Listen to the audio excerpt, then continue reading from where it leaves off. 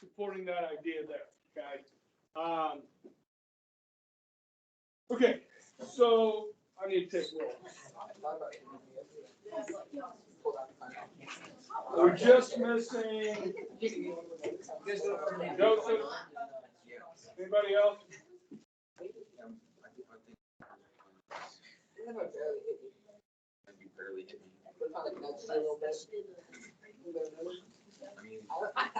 I like you pulled out in front of me, and I was like, I'm gonna hit it. And then I saw red. All right.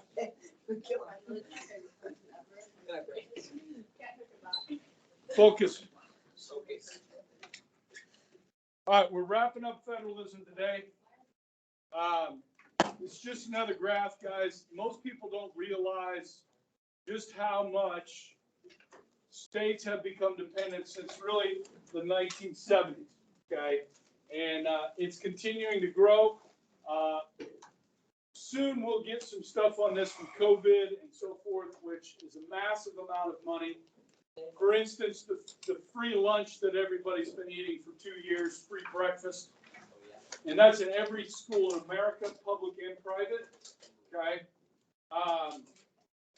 That's not free. We understand that, right? And so these numbers are continuing to rise.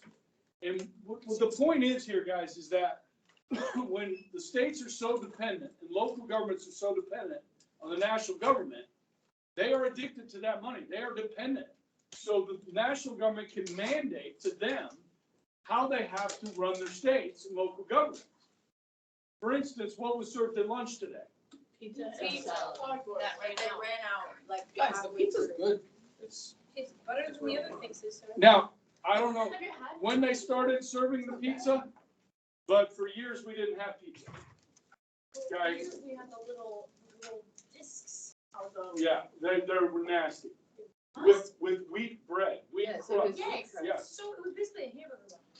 Which is mandated by the Department of Agriculture. Not by the state of Kansas, not by the Wichita Diocese, but by the U.S. Department of Agriculture. How much salt is in that food, how many calories are served with each meal, is all determined by a small group of people in Washington, D.C., what we call bureaucrats, people that work for the government, the U.S. government. Now, they may know better how to feed our school children than parents do.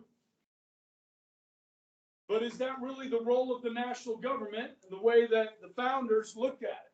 That they would be dictating what children are eating in schools? Or that the schools would be, or that the government would be paying for those meals? Listen, now I'm not trying to be mean. Okay? I'm not trying to be mean. But think about it. If we feed the school children, we allow parents to abdicate their responsibility of raising their own children. We allow the government to become a parent. And when we created welfare systems that discouraged marriage and encouraged children out of wedlock, we create dependency on the government by human beings, and what some people would say is another form of slavery. When you are dependent on somebody else for your subsistence, and that number in America continues to grow. When you have a strong economy, a good education system, where people can go out and find good jobs and feed themselves and their families and house themselves and their families, then you have less of this. But when you create dependency, it's hard to remove people from that dependency. And it's hard to remove states from that dependency. So the chances of this reversing itself are not very good. So we creep and creep and creep towards a unitary system rather than a federal system. The good thing we have going for us is we still have this. And we still have the 10th Amendment. Okay? I got into a mini, I was reading a thread on Twitter. Okay? Jen Psaki, you guys know who that is? She is the press secretary for the Biden administration. She has red hair. Oh, yeah. Oh, Yeah. yeah. Okay, Jen Psaki, okay? She said in a press conference yesterday that federal law trumps state law. Is that true? Yes, Article 6 of the Constitution, the Supremacy Clause, yes? That is true. Now, as far as the mandates that if you're an employer that has more than 100 people, you have to have your people vaccinated or tested every week. Was that a law that was passed? No, it's not a law. Now, they are doing that through now the Labor Department and OSHA, okay, which we talked about OSHA before, right? Now, does that mandate or that regulation coming down from OSHA trump state law? That's where the question is. And who decides that question? Generally, the federal courts. Because it's a conflict between the state government and the U.S. government. You follow me? So it's usually the courts that will decide what is legal and what is not legal. These are the debates we have every day in this country. Okay, and these are debates over federalism. You understand? And they're vital. Because if you allow regulatory agencies to pass mandates over state and local governments or over private businesses, you're giving them ultimate control. Okay? Now, sometimes this is necessary. When it comes to people's civil rights, this is necessary that the federal government steps in and protects your natural rights, your civil rights within the states and local governments. You follow me? There are times when it's necessary with environmental laws. That environmental laws are equal in each state. Because if one state is allowed to pollute more than another state, their neighbors are going to be affected by that pollution, whether it's downstream of a river or just through the airflow, the fallout of that pollution on another state. You following me? So standardizing regulations over the environment is another good example of federal intervention with the states. Okay, so we have to find a balance here, guys. And right now, the tug of war between the federal government and the federal government is winning. Now, it hasn't always been like that. Okay, and that's why you pay attention. Now, some of you may want that. Some of you may want the Department of Agriculture determining what school children eat in this country. Some of you may not. Okay, so this is when you go to vote. You find those politicians that support, more power to the national government to protect people from their states or from themselves. Okay? Or those that support local decision making. All right. So write that down. Federal mandates. And this is exactly what we see with the vaccine mandates, okay?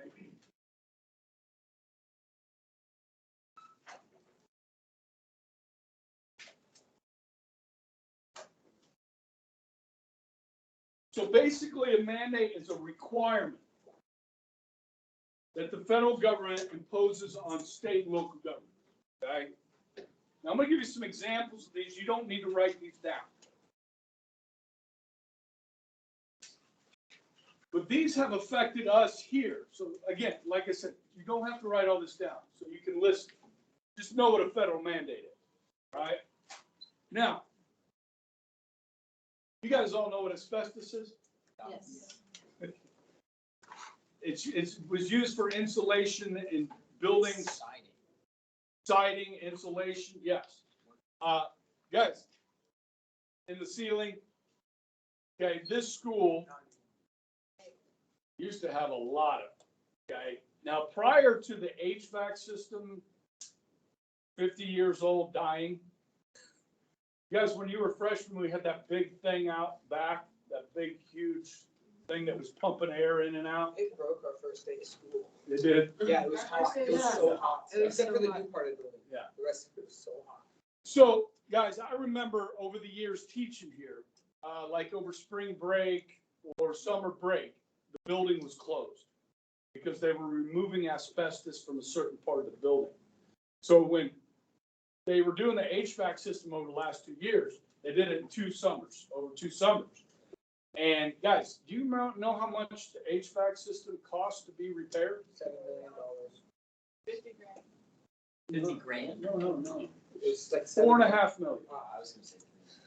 No, there's a special like fundraising thing for that, right? Yeah. Your parents have been hit up on this. Yeah. Okay.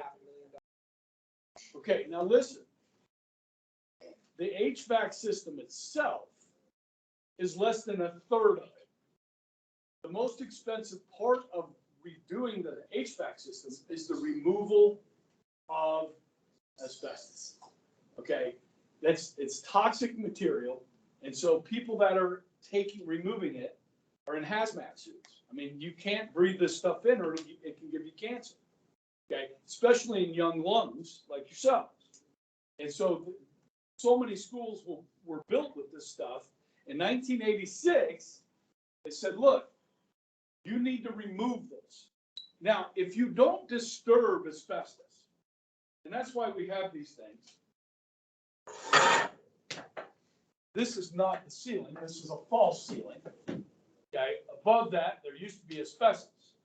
And so if you didn't disturb the asbestos, the particles wouldn't fall, and you wouldn't breathe them in. You follow me?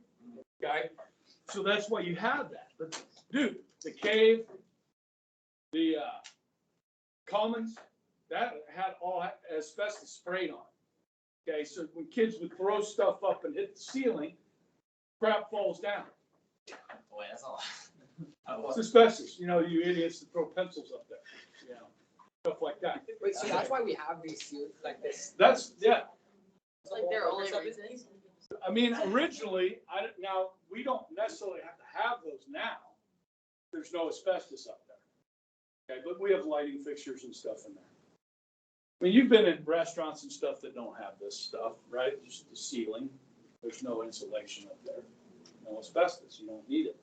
Okay? So, guys, anytime you repair something, you have to remove asbestos. Okay? It's the law. It's a mandate. Actually, it's not a law. It's a mandate.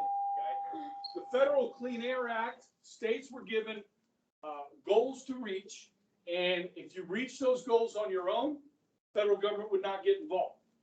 Now, back in the 1970s, guys, we had a real problem with pollution in our cities. Like, yeah, we are. Now, see, 1970. like Los Angeles, guys, the smog. Oh man, you could see it. Like if you were outside the city, just a cloud of pollution sitting on top of the city. Go to Beijing today, that's what you'll see. Okay, but it was like that, and you still get some of that, like in Denver and so forth in the summertime. And a lot of that pollution blows over to Kansas from Denver. Okay, so there's certain parts of the year, especially in the summer and the hotter days, where they'll tell you the air is not good to breathe. Why is Denver so polluted? Just population, automobiles and, now, guys, here's a little thing if you're kind of a greenie person. In the summertime, fuel prices will go up, right? Because you have to burn cleaner fuel. So I may have told you this, right? Yeah. Fill up your car early in the morning or in the evening when it's not as hot. It helps the environment, okay? Same thing with mowing your grass. Do it in the morning, or you don't wake up your neighbors, or at night, in the evening, okay? If you comply, no federal involvement, okay? Strings attached. This is one I was talking about the other day. Look, if you want money for transportation, you change your drinking age. Okay, that was 1986. I was 17. When Florida changed its drinking age to 21. Oh, I thought you were 18. My sister was 20. She got grandfathered in. She'd already been drinking for 2 years or 4 or 6. And, you know, so yeah, guys, as a senior in high school, you used to be able to drink. You were 18. Yeah, and smoke.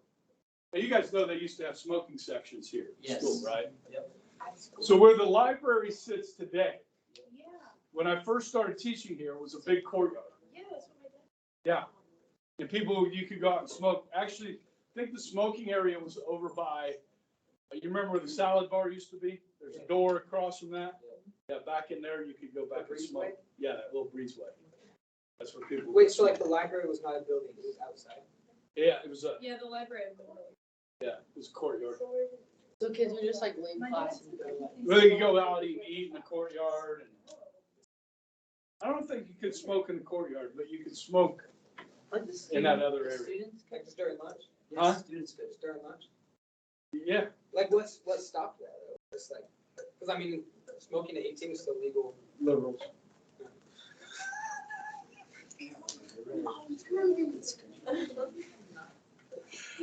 No, listen,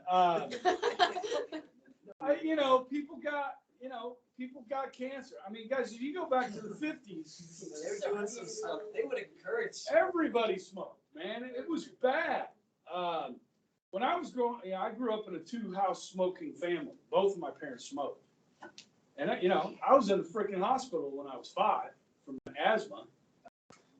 Yeah, I was a bubble boy. I wasn't a bubble boy.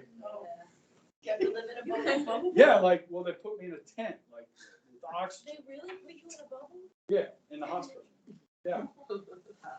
Yeah. My parents smoked. I imagine my mom probably smoked while she was pregnant. I don't know. But women used to do that. And that was encouraged.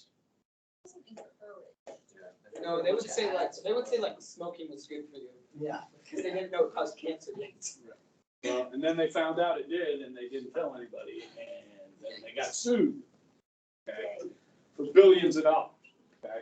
So anyhow, yeah, by 1988, Louisiana finally came along, and all states had the drinking age of 21.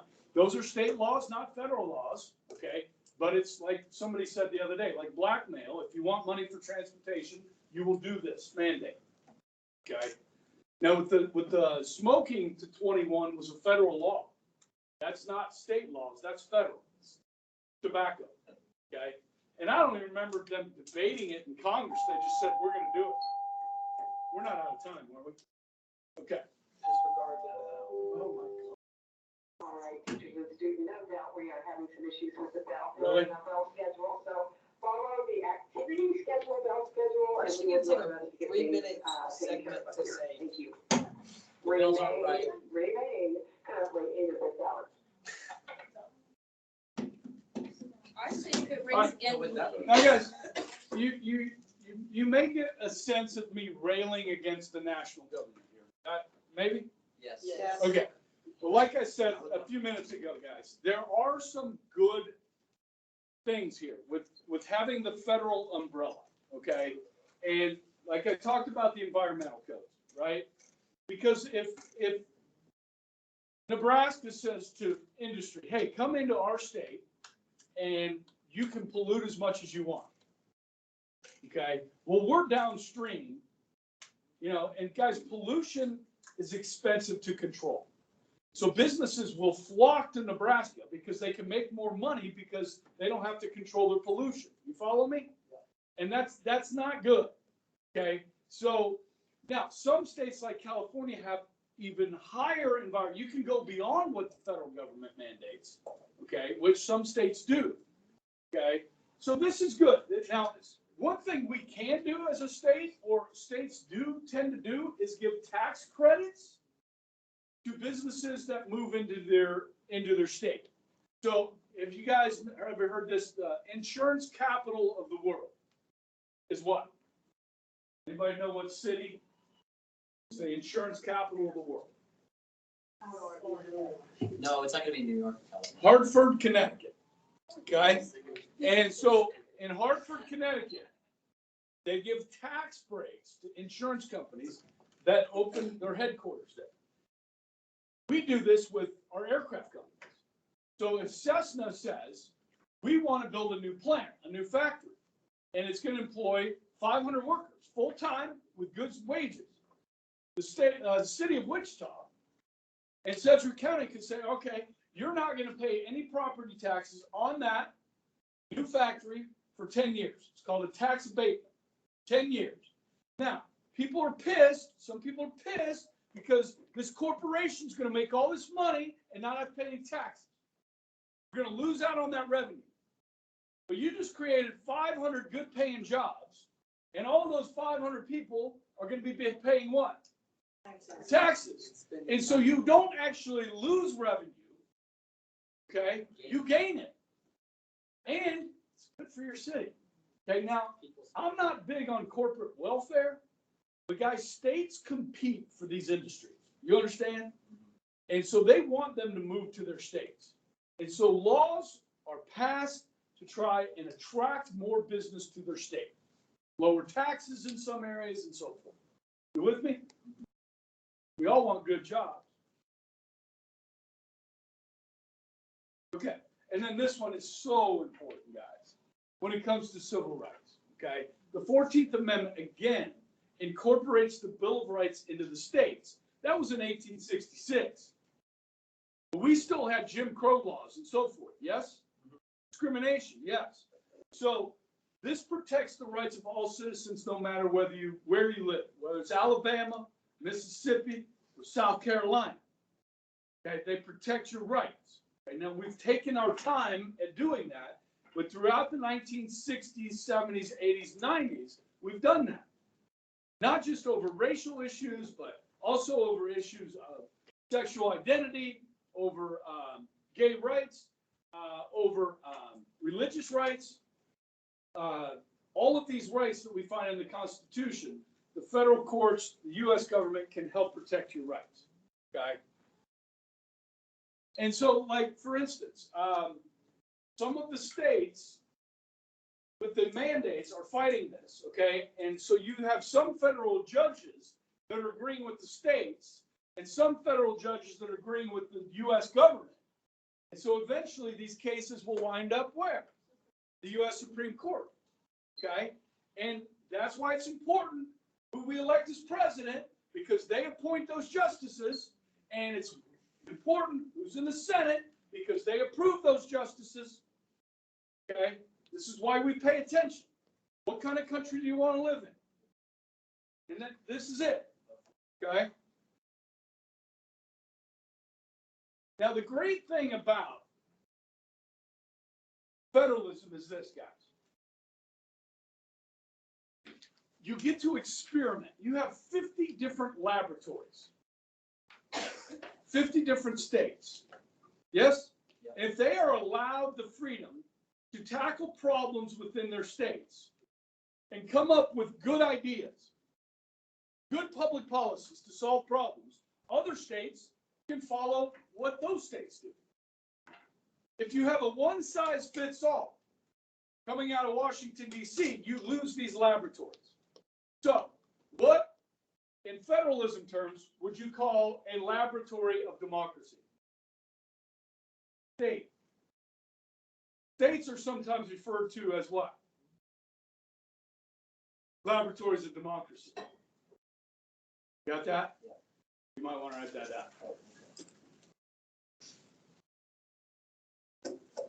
A really good example of this, guys, was back in the early 90s, and I was just talking about welfare and how through the 1960s, under the Great Society of Lyndon Baines Johnson, LBJ, welfare just expanded. And the American people were seeing that this was a problem. And so, through these laboratories of democracy, two governors, one from Michigan, one from Wisconsin, decided to implement some new welfare rules. These rules included things like, if you're going to receive welfare, you have to be working or looking for a job, or going to school, or getting job training to get welfare. You can't just sit on your ass and get welfare. they put limits on how long you could be on welfare, like no more than 2 years at any given time, and no more than 5 years in your lifetime. And faced with no other alternative, what did people do? They did those things. Bill Clinton was president of the United States. This had worked really well in Michigan and Wisconsin. And so Bill Clinton and a Republican, Bill Clinton, a Democrat, who, by the way, has been hospitalized in California, so keep him in your prayers. Okay? He's got some type of infection. Bill Clinton, with a Republican Congress, proposed the Welfare and Reform Act of 1996. And they took pieces of what was done in Michigan and Wisconsin, in these laboratories, and they proposed a federal law that would reform welfare in this country. Now, the First Lady, Hillary, was opposed to it, as many Democrats. But between the Republicans, the Democrats, and the Democratic president, they passed this. Now, people are saying millions of people are going to wind up on the streets homeless, children are going to be starving, and all this. In reality, millions of people went from welfare to work. Okay? And it was a great success.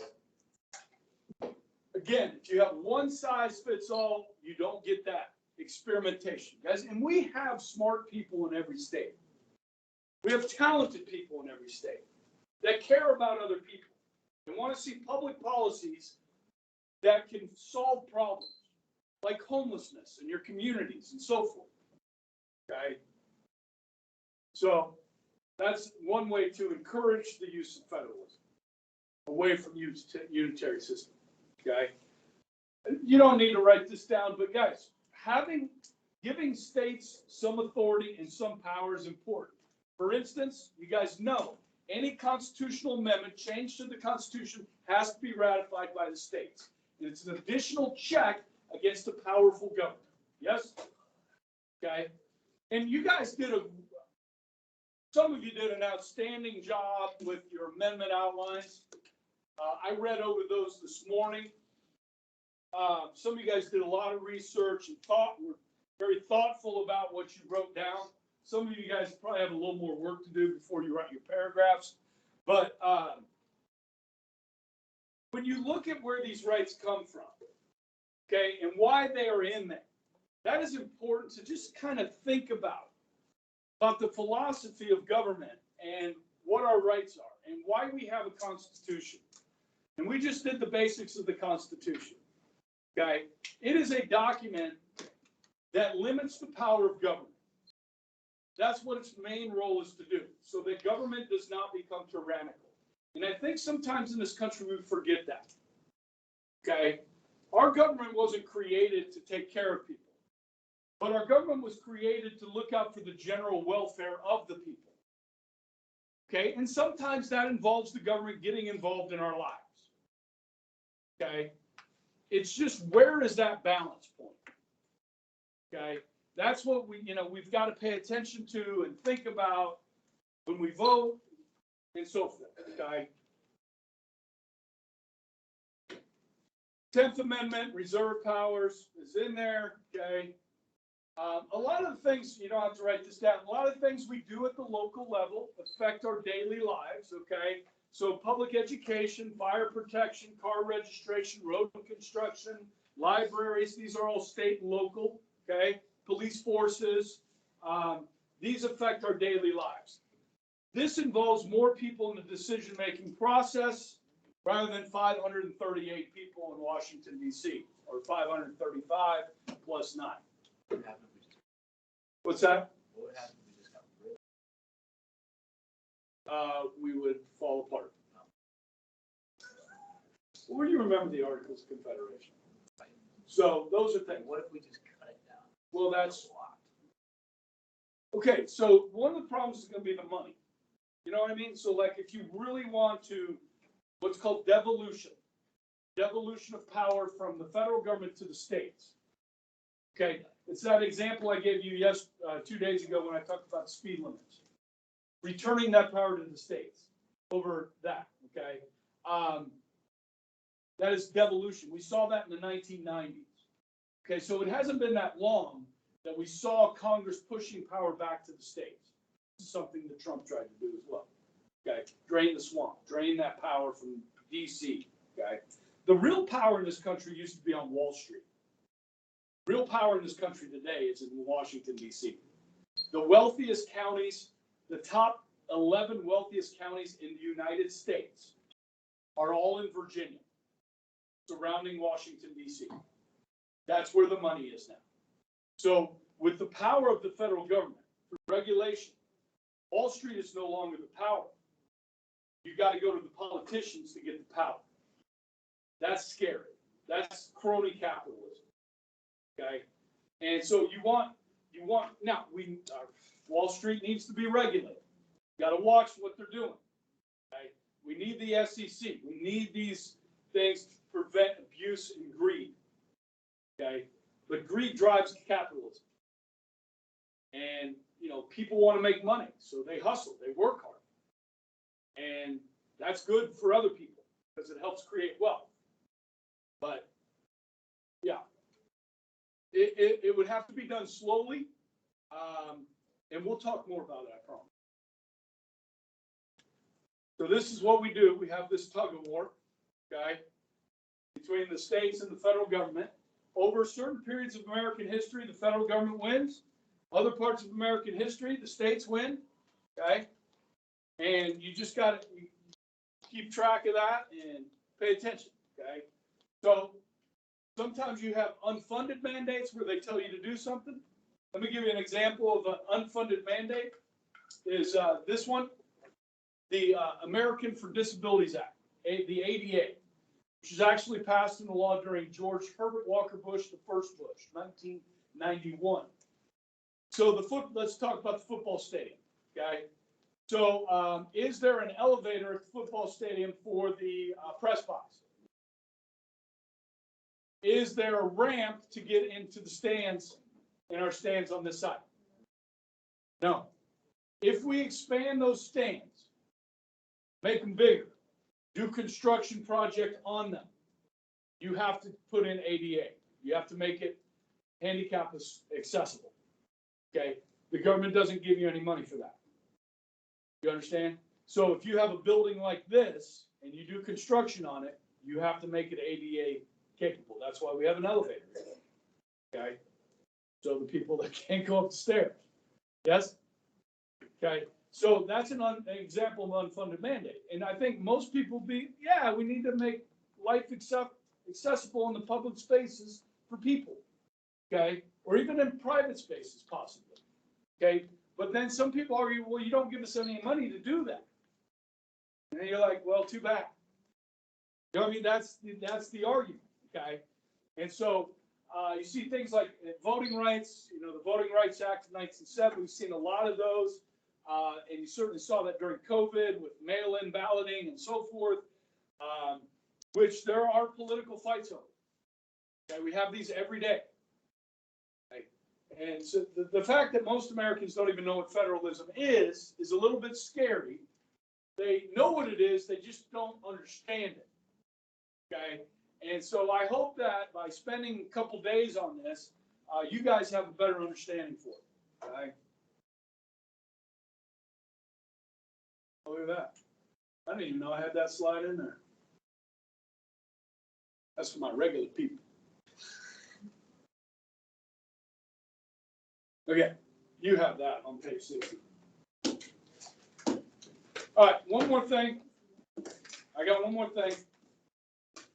Because there's a question. How much time we got? Okay, good. I'm going to let you guys take a picture of this when I put it up.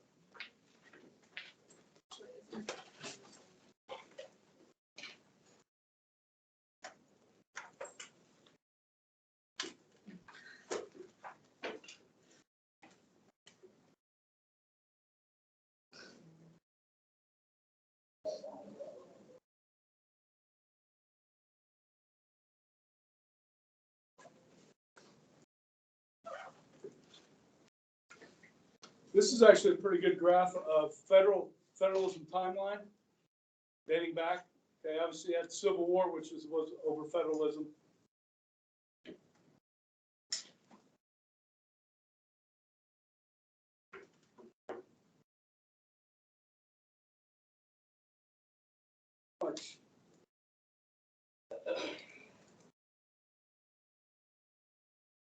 There it is.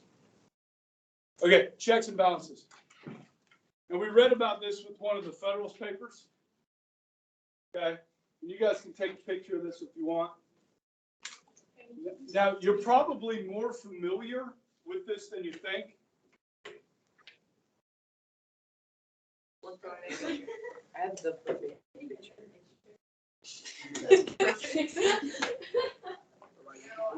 My papers. What's it do? And you can draw this graph on the test if you like. Okay. You got your three branches, right? Yes. Laws, first, House and Senate, President, Vice President, Cabinet, federal agencies, sword, yes?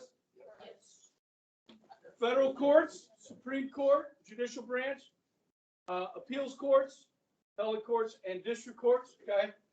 And we just talked about some of this we always have, okay? So Congress can pass a law, the president can veto it. They can override that veto with 2/3. The president nominates cabinet members. The Senate has to approve those. The legislative branch can impeach the president. Legislative branch, the Senate nominates federal judges or approves federal judges. The president nominates them. And this court can declare either laws or actions of the executive as unconstitutional.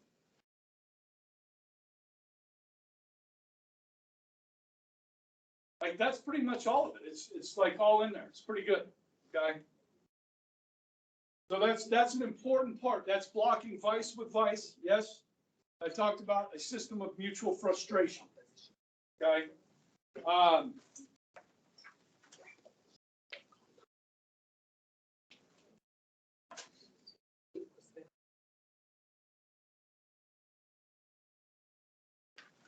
Let me just add one more couple, maybe one more two things here.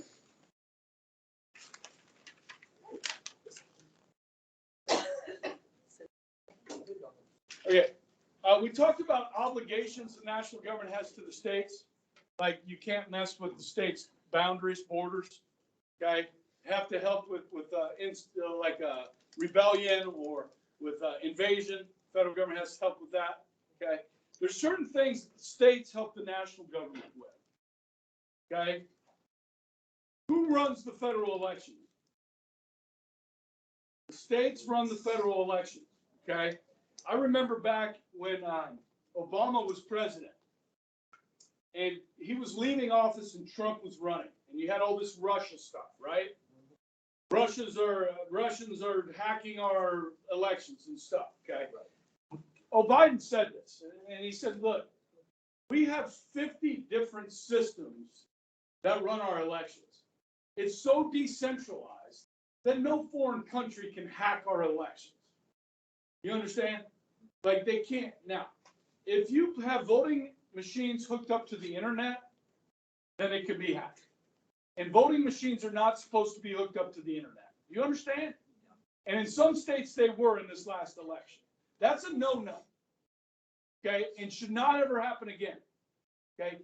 But the states, and as you can see, some states are very efficient at this. But what was it? 4 states at 1 o'clock in the morning, all stopped counting votes. All at the same time. No, there was a water leak in Fulton County. There was a water main break in Fulton County, Georgia. So they stopped voting. They stopped counting the votes. Sent everybody home. Not everybody went home. Naturalization. So, like, if you want to become a U.S. citizen, that is done in the state courts. Okay, the states do that for the national government. Okay. And then, of course, state police and local police can help the FBI with federal cases and so forth. Just like the FBI can help state and local governments with cases. Good? And that does it. I think it's the first time we finished before the bell rang. When's the test? Tuesday. Review. Okay. So what do you need to do? The review sheet is on Canvas. If you want to look at it. I did put the video that I showed yesterday on canvas in case you fell asleep yesterday during the video. A couple people did. Yes, and the federalism worksheet on page 61 is due tonight at midnight. Oh, So it's optional. It's optional. what is it? I have started grading your amendment exercise, the 27th, but I'm not done. Good? Thank you.